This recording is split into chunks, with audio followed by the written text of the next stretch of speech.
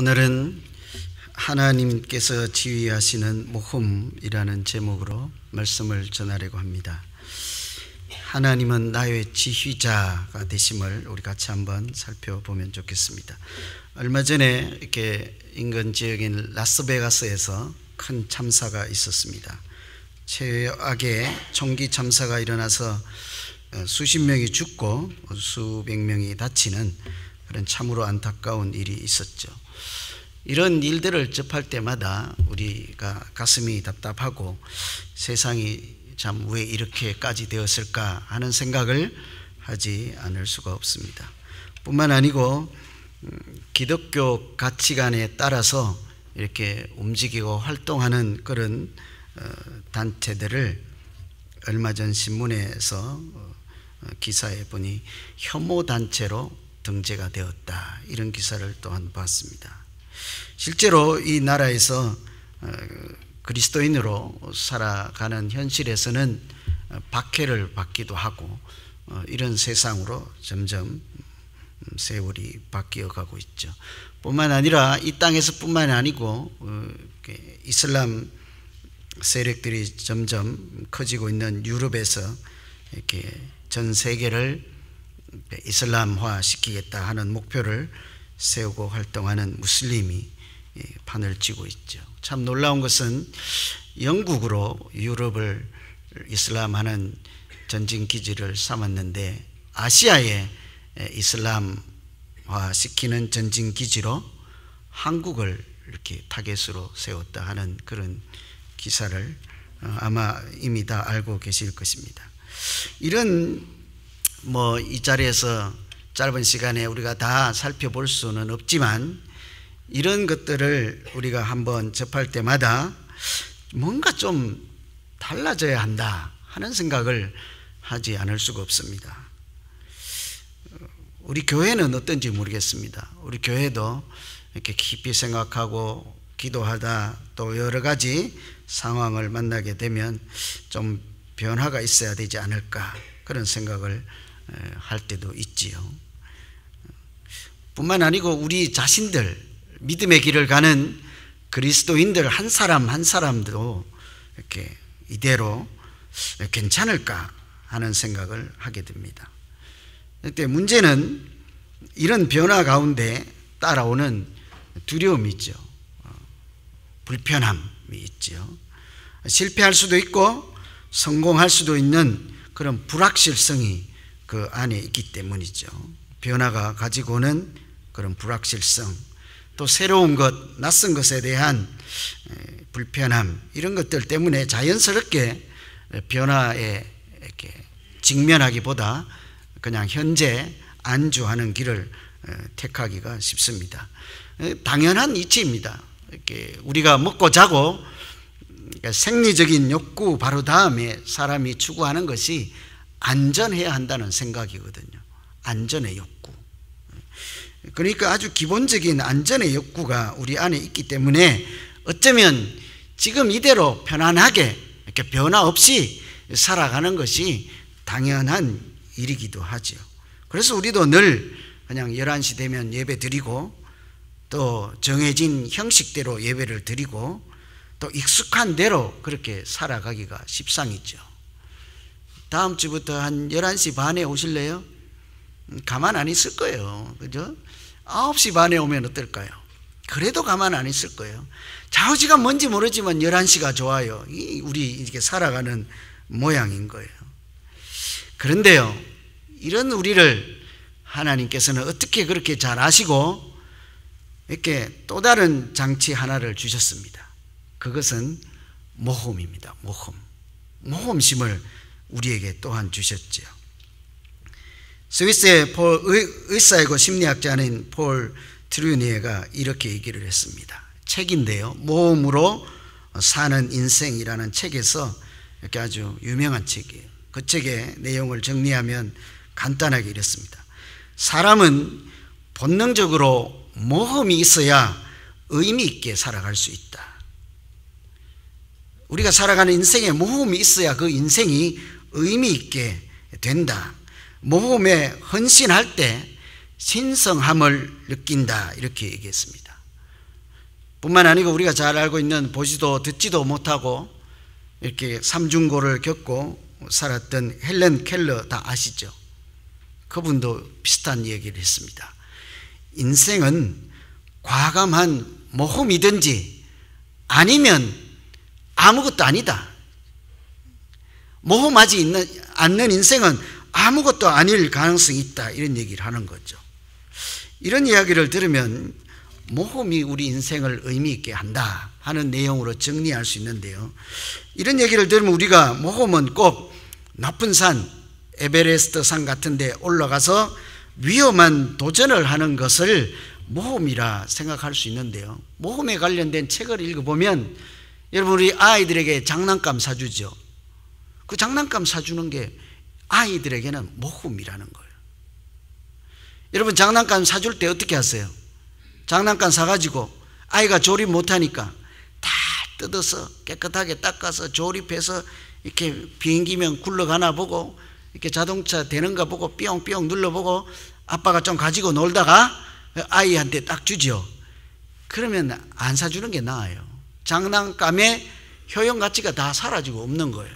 무엇이 제거되었기 때문에 그래요?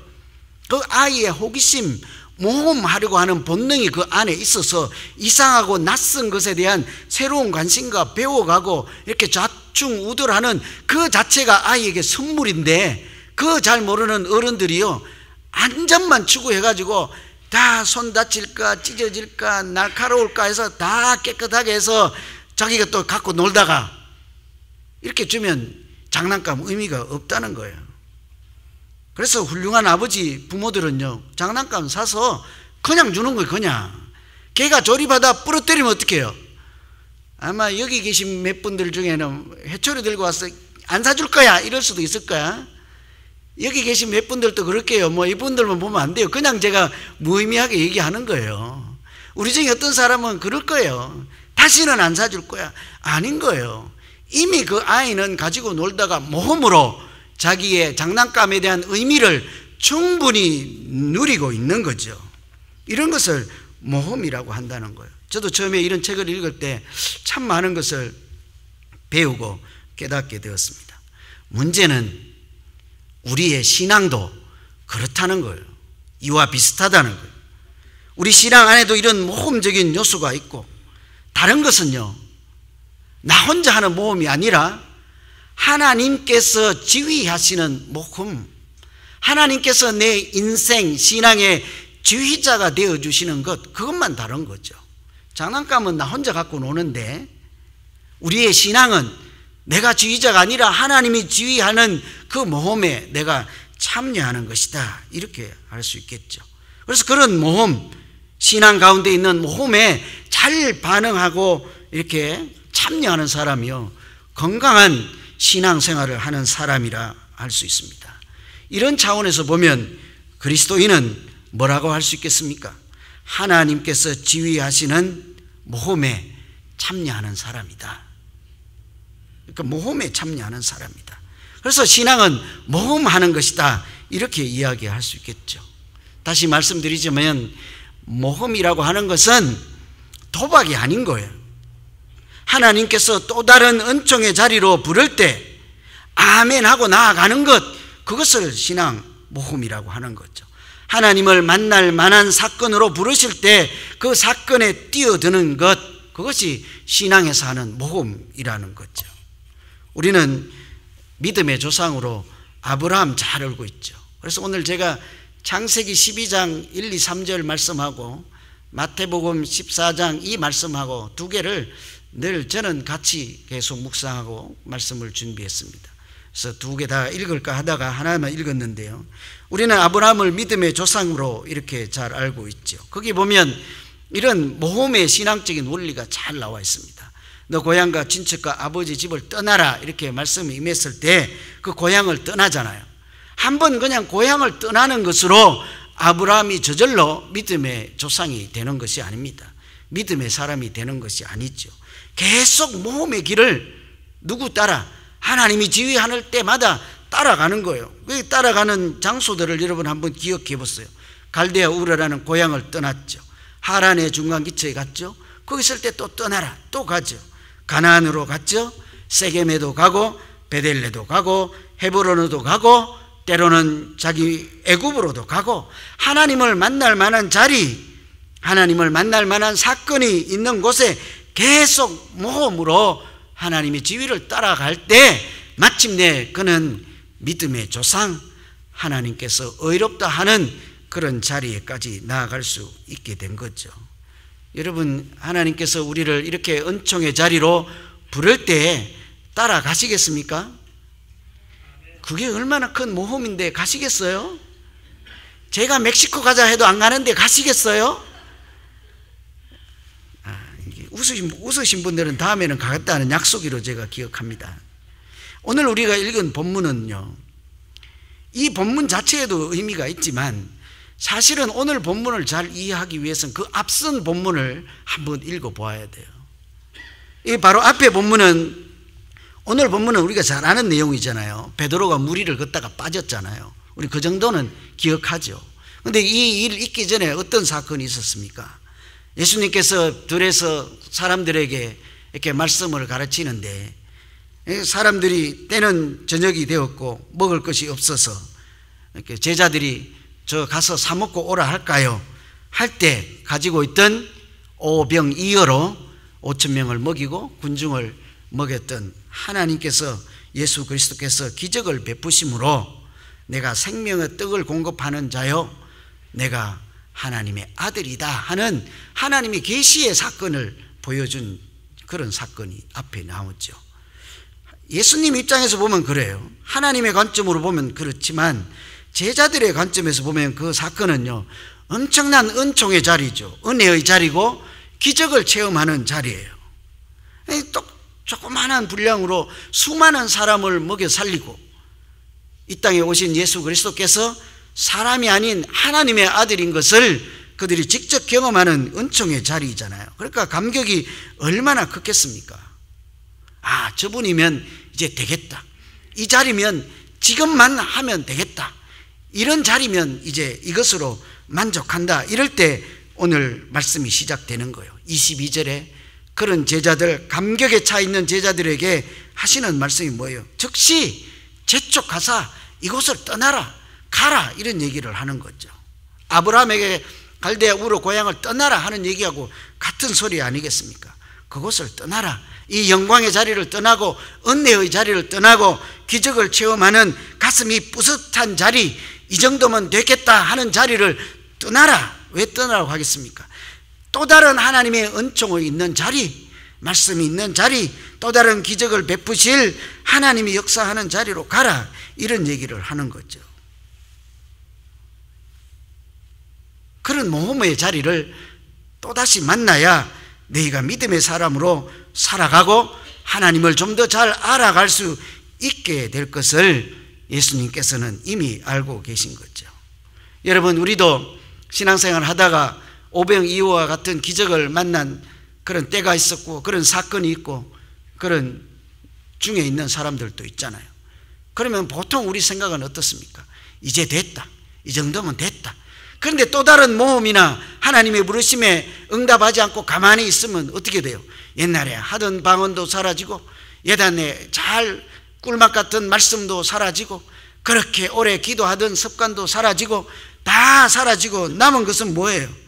그냥 메마른 빈들에 마른 풀 같은 심령이 앉아서 그냥 그때그때 주어지는 대로 약속된 시간에 약속된 형식으로 하나님께 예배하는 정도로 그냥 내려앉고 주저앉고 말죠. 모험을 하지 않으면, 하나님의 부르심에 신앙적인 모험을 하지 않으면 현상 유지도 하기 어려운 것이 우리가 살아가는 이 믿음의 현재지요. 그래서 우리는 자꾸 건강한 믿음 생활을 하려면요, 우리 안에 이미 주신 모험의 정신, 모험의 마음을 자꾸 살려내야 하는 것입니다. 아까 여러분, 그리스도인은, 신앙이라고 하는 것은 하나님이 지휘하시는 그런 모험에 참여하는 것이다 하는 말씀을 기억하고 우리가 살아가야 할 것입니다. 그렇다면요, 여러분, 우리가 그 모험을 어떻게 해야 되겠습니까? 말씀을 붙잡고 따라가는 것이 그 자체가 모험이죠. 하나님의 말씀을 따라가는 것은요, 간단하지가 않아요. 우리 생각하고 많이 다르기 때문에 그래요. 그래서 말씀 붙잡고 하나님의 부르심에 이렇게 그때그때마다 따라가는 것은 간단하지가 않아요. 아까 소개해드린 아브라함 인생만 봐도 그렇습니다. 내가 너에게 지시할 땅으로 가라. 처음부터 완전한 목표를 정해주지 않아요. 그때마다 말씀하실 때마다 말씀 붙잡고 계속 따라가는 모험을 해야 하는 거죠. 그러니까 괴로운 거예요. 하나님 더 기다려야 됩니까? 하나님 이것은 내 생각하고 다른데요. 하나님 이것은 아닌 것 같습니다. 그러니까 하나님이 원망스럽기도 하고 더 이상 가고 싶지 않을 때도 있겠지요. 그런 어려움을 당하게 되는 거죠. 말씀을 붙잡고 살아가는 그 자체가 그렇게 넉넉하지 않은 것이죠. 오늘 말씀도 그런 것입니다. 제자들에게 건너편으로 가라. 예수님의 명령이잖아요. 순종하는 중이잖아요. 말씀을 따라가는 중이잖아요. 그런데 왜 고난이 있습니까? 아주 밤사경이라고 표현하는 것처럼 인생에서 가장 이렇게 견디기 힘든 그런 고난의 터널을 통과하는 중에 있잖아요. 얼마나 영적으로도 약해져 있고 무지하면 만일 주님이십니다. 주님 오시는 것도 알아보지 못하고 이렇게 영적으로 어두운 터널을 통과하고 있을 때 아주 절박한 상황에서 그들이 어떻게 합니까? 그냥 자기 마음대로 바다에 뛰어들지 않지요. 베드로가 하는 이야기를 잘 들어볼 필요가 있습니다. 28절에 보면 그냥 첨벙 뛰어들지 않고 나를 명하사 물 위로 오라 하십시오. 말씀해 주십시오. 그러면 내가 그 말씀을 붙잡고 하나님이 시키는 대로 하겠나이다. 이런 얘기잖아요. 그러니까 모험이라고 하는 것은 기본적으로 하나님 말씀을 따라가는 거예요. 아브라함이 그랬고 오늘 나오는 베드로가 그랬고 우리가 잘 알고 있는 구약의 요나가 또한 그렇죠. 말씀대로 하려니까 내 생각과 다르니까 다시스로 도망가는 거 아니에요. 말씀대로 하려니까 내 마음이 편치 않으니까 이렇게 자꾸 부대끼는 거죠. 충돌하는 거죠. 그러면서도 계속 하나님께서 또 다시 말씀해 주시고 왼쪽으로 가면 오른쪽으로 붙잡아 놓고 오른쪽으로 가면 다시 왼쪽으로 붙잡아 놓고 그래서 결국은 하나님을 만나는 자리, 은혜의 자리로 인도해 가시는 모험, 그 요나 이야기 아니겠습니까? 말씀을 붙잡고 간다고 한들 참 쉬운 일이 아니므로 그 자체가 모험이 돼요. 그런데요, 오늘 베드로를 잘 보면 물 위를 오라 해서 걷다가 금방 빠지고 말아요. 세상적으로 보면요, 틀림없는 실패예요.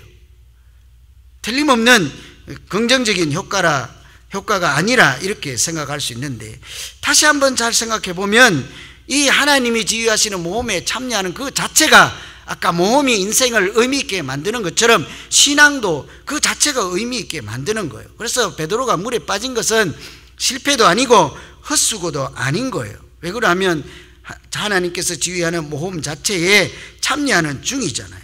그러면서 어떤 변화가 일어나요? 즉시 손을 내밀 때 바다에 빠진 베드로가 그 손을 잡게 되는, 구원에 참여하는, 다시 은혜를 붙잡게 되는, 그래서 하나님을 좀 더 제대로 알게 되는 자리에 나아가게 되잖아요.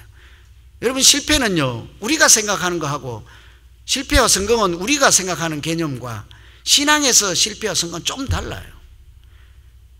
우리가 좀 잃은 것이 있고 손해보신 것이 있고 좀 부러진 것이 있고 다친 것이 있을지라도 하나님 앞에 한 걸음 더 나아가면 그것은 신앙에서 성공인 줄로 믿습니다. 내가 가진 것은 많고 얻은 것은 많고 세상적인 성공은 다 가졌는데 이런 것이 딱 하나 있어요. 하나님은 잊어버렸어요. 그래도 여러분, 그것을 우리가 성공이라고 계속 부를 수 있겠습니까? 하나님이 없는 것은 금방 가치 상실하고 만다고 그랬잖아요. 하나님이 없는 그 순간은 그 어떤 것이라도 의미가 없게 되고 더 이상 나를 살리는 그런 하나님의 능력에 비교할 것이 안 되는 거죠. 그래서 오늘 물에 빠진 베드로라 할지라도 그것은 실패가 아니라 다시 하나님을 만나게 되고 하나님을 좀 더 알게 되고 손을 내밀 때 잡고 구원을 경험하는 자리가 되잖아요. 뿐만 아니고 베드로만 그렇게 되는 게 아니에요. 거기 있는 내용을 쭉 계속 읽어보시면 그 배에 같이 탔던 사람들이 예수님께 절을 하고 예수 그리스도를 저는 하나님의 아들이다 이렇게 얘기하잖아요. 왜 그렇게 되었습니까? 내가 한 모험, 베드로가 한 모험 때문에 사람들이 하나님을 보게 된 것 아니에요. 베드로 입장에서는 하나님에 의해서 은혜의 통로로 사용되는 그런 자리를 경험하게 된 거예요. 출발이 어디예요? 오라 할 때 바다에 뛰어드는 모험에 참여하는 정신, 믿음 때문에 그렇게 된 거죠. 만일 베드로가 물에 빠지지 않으면 건짐당함을 이렇게 경험할 수 없게 되는 거죠. 그래서 불확실하고 불안하고 실패할지 성공할지 장담할 수 없을지라도 하나님 말씀을 붙잡고 살아가다 보면 그 가운데 오늘 베드로와 같은 은혜를 경험하는 그런 기회가 찾아오게 되는 거죠. 여러분, 목회라고 하는 것, 믿음으로 산다고 하는 것, 우리가 믿음의 공동체로 함께 신앙생활을 하면서 간다는 것, 그건 무엇이겠습니까? 계속 모험의 자리로 우리를 몰아가는 거죠. 그러니까 이쪽 줄이 가만히 계시면 이쪽 줄이 부채질을 해야 되는 거예요. 모험의 자리를 하나 놓고 같이 갑시다 이렇게 해야 되는 거죠. 마찬가지죠. 여기에 어떤 분들이 가만히 계시면 우리 같이 하나님이 지휘하시는 모험에 같이 참여하자 이렇게 할 때 이 교회가 살아있는 믿음의 공동체가 되는 거죠. 여러분, 다 안 하면 제가 해야 되는 제일 중요한 역할이 무엇이겠습니까? 그냥 정해진 대로 40년 동안 해왔던 그대로 그냥 갑시다. 그러면요 아무 의미가 없어요. 지도자로서 아무런 의미가 없는 거예요. 저는 여러분에게 얻어맞든지 여러분이 좀 미워하든지 계속해서 모험의 자리, 제가 하는 모험 자리 말고 무슨 모험 자리요? 하나님이 지휘하시는 모험의 자리로 여러분을 자꾸 밀어넣어야 되는 거예요. 여러분은 제가 뭐 안 봐도 뻔해요. 버티기겠죠. 안 가겠다, 못 가겠다, 가봤다, 소용없었다. 저래도 계속 가는 거예요. 왜 그렇습니까? 모험이 인생을 의미 있게 하듯이 신앙의 모험이 우리의 신앙을 살아있는 신앙으로 만들어주기 때문에 그런 거예요. 이런 고민을 하고 있는데요, 얼마 전에 어떤 분이 제게 편지를 보내왔는데요, 제가 참 많은 위로를 받았습니다. 우리는 다 모험하면 싫어하고 이렇게 안 가려고 하잖아요, 그죠? 근데 이분도 그런 모험 때문에 씨름하고 있는 것 같아요. 저는 오래전부터 시편의 말씀을 머리에 외우고 기억하고 있어서 그 말씀대로 살아가려고 씨름하고 있는 중입니다. 그래서 날마다 죄인의 길, 악인의 길 이런 거 안 따라가려고 나 자신을 죽이면서 이렇게 살아갑니다. 그런데 그렇게 생각하고 있는데 사실 잘 깊이 생각해서 또다시 살펴보면 내가 지금 신앙생활 한다고 하는 것은 우물 안에 개구리 헤엄치는 것과 같습니다. 이런 얘기를 해요. 우물 안에서 하늘만 바라보고 있는 것 같다. 그런 자기 자신을 발견할 수밖에 없다. 이렇게 내 안에 잠들어 있는 잠재의식, 내 믿음, 나만의 가지고 있는 믿음 스타일 있잖아요. 나만이 가지고 있는 신념, 의식 이런 것 때문에 자꾸 우물 안에서 우물을 넓히고자 하는 중이라는 거예요. 여러분, 우물 안에서 우물이 넓힌다고 하면 얼마나 넓혀질까요? 그러다가 이분이 하시는 말이, 그러다가 자꾸 지친다. 우물 안에 여전히 있으면서 우물을 넓히려고 하다 보니 자꾸 지치기가 십상이다. 그런 나를 지금 반성하고 있습니다. 그래서 요즘 내가 우물 밖으로 나아가려고 노력하는 중입니다. 우물 밖에 나가서 우물 밖의 세상을 내가 넓혀서 내 지평을 넓혀가기 위해서 진리가 너희를 자유케 하리라는 그 말씀을 붙잡고 하나님이 주시는 모험에 한번 참여해 보려고 하는 중입니다. 참 위로가 되고 많은 도전이 되었습니다. 그때 이런 말씀이 생각이 났어요. 스카펙이라는 사람이요, 자기를 사랑하는 극치, 자기를 가장 사랑하는 사람은 자기를 확장하는 것이다. 자기를 확장하기 위해서는 미지의 세계에 자신을 내어 던지는 모험이 필요합니다. 언젠가 제가 한번 말씀드렸는데요, 이분도 그런 모험을 한 사람이라고 볼 수가 있어요. 올림픽에 나가서 그 자기가 주 종목인 달리기를 하는 날이 주일인 거예요. 영국에 있는 에릭 리들이라고 하는 사람 이야기 여러분 아시잖아요. 파리 올림픽에 나갔는데 자기 100m 선수예요. 그날 달리기가 주일날 해요. 어떻게 해야 돼요? 올림픽에 나갔으니 올림픽에 집중해서 주일에 결승전을 할지라도 달려서 뭐 해야 됩니까? 금메달을 따야 되는 거죠. 이게 이제 습관대로 가던 대로 세상이 생각하는 방식대로 살아가는 스타일인 거예요. 모험이 없이 그냥 가는 대로 가는 거죠. 근데 이 사람은 모험을 해요. 아니다, 나는 안 뛰겠다. 내가 올림픽에 나오긴 했지만 나는 여전히 주일에 해야 될 예배를 지키겠다. 사람들이 다 비난하고 냉소하고 나라를 배신한 자다 이렇게 비난하잖아요. 금메달 하나 날린 거죠. 주 종목 아닌 200m 가니까 동메달 겨우 하나 땄죠. 다 끝난 거죠. 실패한 인생이에요. 물에 빠진 베드로와 같은 거죠. 그런데 주 종목 400m에 뛸 선수가 착오가 생겨서 누군가는 뛰어야 되는데 그냥 참여한 거예요. 메달 생각 없이 뛴 거예요. 이 사람이 뛰게 된 거예요. 할 수 없이.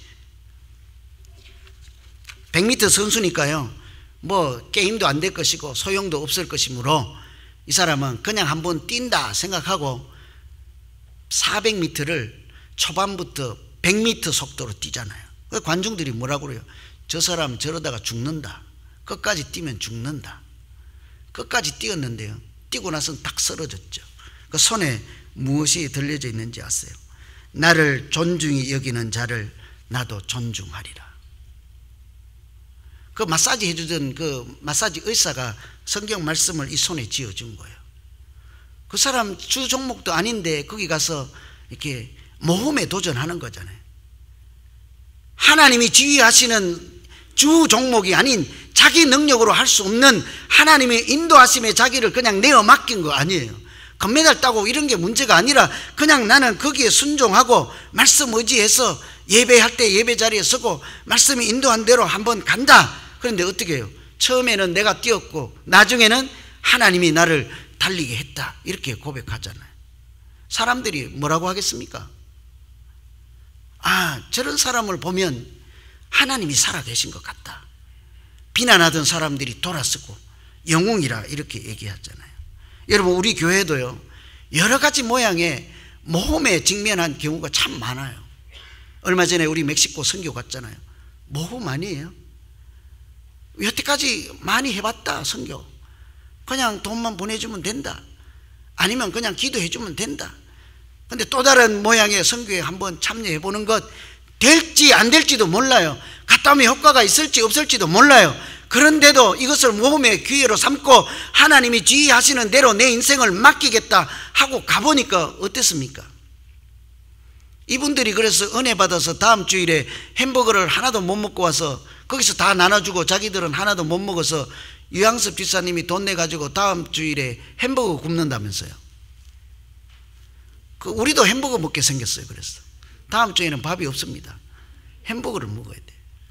모험에 도전하면 또 다른 은혜를 경험하게 되는 거죠.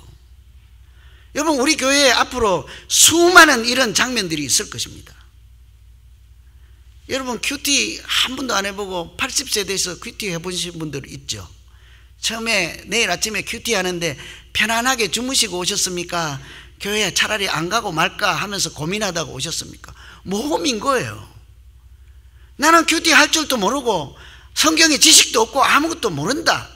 그런데 그 모험에 참여해서 은혜 받으러 뛰어드는 사람 있고, 그냥 해왔던 방식대로 나는 모른다 하고 그냥 정해진 것만 하는 사람들이 있죠.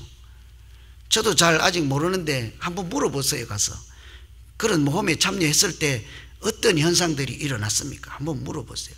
수많은 모험들이 있을 것입니다. 아니요, 앞으로 수많은 모험들을 만들어 갈 것입니다. 그러나 단지 기도하면서 가죠. 어떻게? 하나님, 이 모험에 나의 인생의 지휘자가 되어 주십시오. 하나님이 지휘하시면 그 바다에 제가 뛰어들겠나이다. 우리가 다 그런 모험에 참여해야 될 줄로 믿습니다. 오늘 말씀 정리하겠습니다. 그리스도인은 하나님이 지휘하시는 모험에 참여하는 사람이다. 무모한 도전을 하라는 이야기가 아니라 하나님이 은총의 자리로 부를 때 그것이 낯선 것이고 생소한 것이고 위험이 있고 바다에 빠지는 일이라 할지라도 하나님이 지휘하시기만 하면 나는 따라 나서겠나이다. 이것이 믿음으로 살아가는 것이죠. 그렇게 살아가다 보면 나도 하나님이 내미는 손을 잡게 되고 은혜의 통로가 된 나를 통해서 다른 사람들도 저는 하나님의 아들이로소이다 하는 그런 은혜의 바다가 우리 교회가 되고 우리 가정이 될 줄로 믿습니다. 우리 같이 한번 기도하겠습니다. 오늘 말씀 생각하면서 같이 한번 기도하겠습니다. 하나님, 우리에게 주신 이런 모험의 자리에 하나님이 지휘하시기만 하면, 아니 하나님이 지휘하심을 믿고 거기에 뛰어들 수 있는 용기와 담대함과 믿음을 허락하여 주시옵소서. 그 모험에 도전할 때 손을 내미시는 하나님의 은혜를 발견하게 하시고, 내가 그렇게 살아가는 그런 모험 통해서 또 다른 사람들이 하나님을 만나게 되는 은총을 우리 교회에게도 내 인생 가운데도 허락하여 주시옵소서. 예수 그리스도 이름으로 기도하옵나이다. 아멘.